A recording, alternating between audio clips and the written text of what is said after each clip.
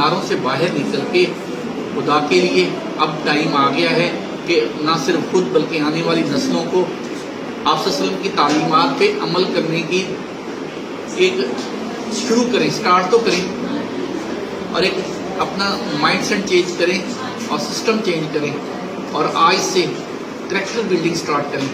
ہم پوری دنیا میں فقیروں کی طرح امداد مانگتے پھر رہے ہیں۔ میرا نہیں خیال ہے، جو اسلام اکنامک اسٹیبلٹی دیتا ہے، زکوٰۃ کی بات کرتا ہے، اس اسلام کے اندر اس طرح کا پرابلم کبھی نہیں ہو سکتا۔ یہ ہماری کریکٹر کا پرابلم ہے، ہم تعلیمات سے دوری ہے، اسلامی تعلیمات سے دوری ہے۔